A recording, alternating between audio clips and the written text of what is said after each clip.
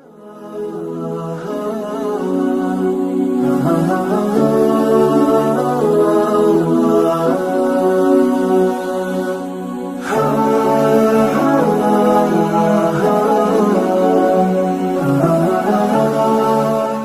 الله والصلاة والسلام على رسولنا الكريم. اللهم صل وسلم وبارك على نبينا محمد. مشاهدينا الكرام، رمضان كريم، الله يدخل عليكم بالصحة والسلامة والتيسير باش ما تمنيتوا صيام وقيام مقبولين بإذن الله عز وجل.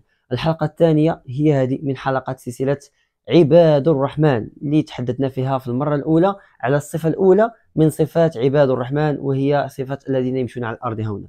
وفي هذه الحلقة هذه جاء الدور باش ندويو على الصفة الثانية اللي جات في الآية اللي من بعدها: وإذا خاطبهم الجاهلون قالوا سلاما.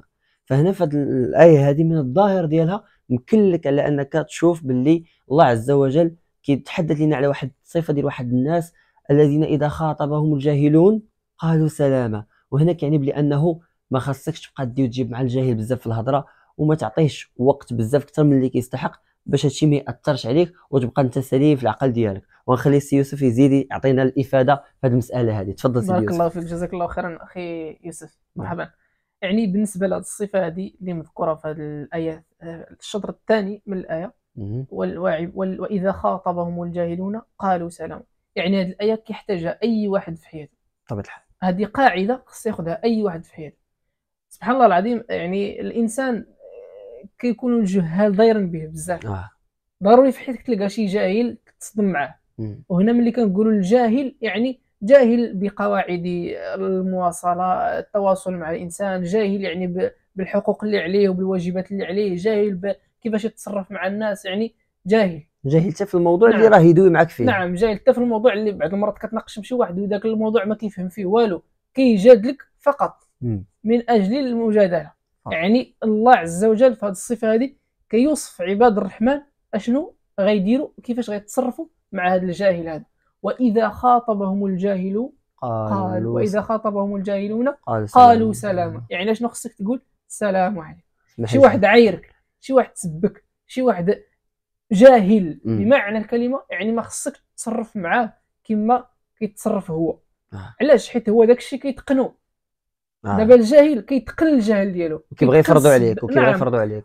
دابا هو كيتقن السبان وكيتقن الجهل وكيتقن يعني عايرك داكشي كامل، خبير فيه. هذيك هي وسيله التواصل ديالو. انت جيتي تكون بحالو راه غيهزمك، حيت انت ما كتعرفش داكشي. انت انسان طيب. وكاين واحد المساله كندوي على علي بن ابي طالب رضي الله عنه حول المساله هذه.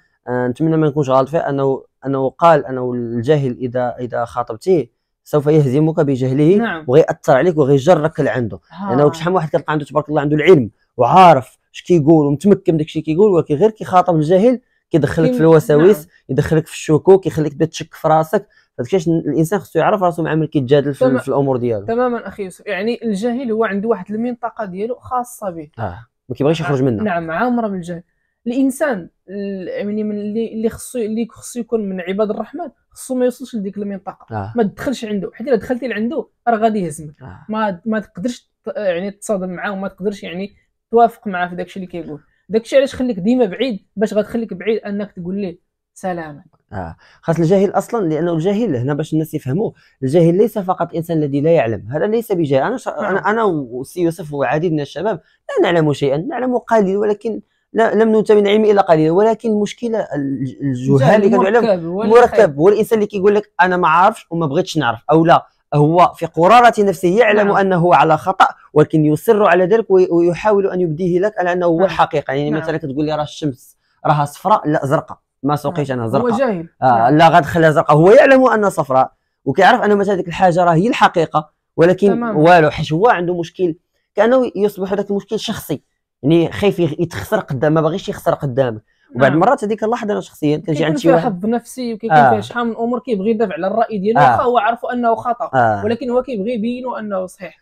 هذا بالنسبه للجهل، يعني في الخطا وفي المناقشه وفي كذا. لكن كاين واحد النوع اخر اخي يوسف، هو الانسان اللي بعض المرات كيبغي اذيك، كيقول لك شي هضره كيبغي ياذيك بها، كيبغي يتعدى عليك، ولا يقدر يسبك، ولا شي يهضر فيك وشحال من حاجه بحال هادو. الانسان خص ما يديهاش فيه.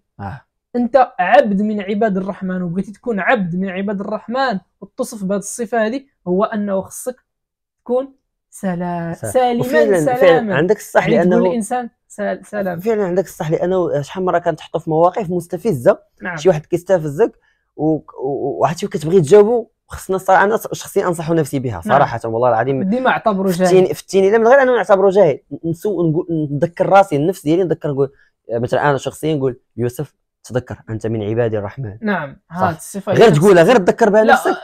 سول راسك وهل انت من عباد الرحمن؟ واش الا ناقشت معاه واش غادي نكون من عباد الرحمن؟ يوسف انت باغي تكون من عباد الرحمن. الحلقات كله كنهضروا على عباد الرحمن. اخي الشاب، الا بغيتي تكون من عباد الرحمن تبع معنا هاد الحلقات كلهم من الاول حتى الاخر باش تخوض صفه صفه، وان شاء الله عز وجل توفق فيها، وطلب الله ديما انه يوفقك باش تثبت على هاد الصفه هذه اللي هي صفه من صفات عباد الرحمن، واللي هي انك الا خاطبك شي جاهل تقول له اخي يوسف السلام عليكم ورحمه الله.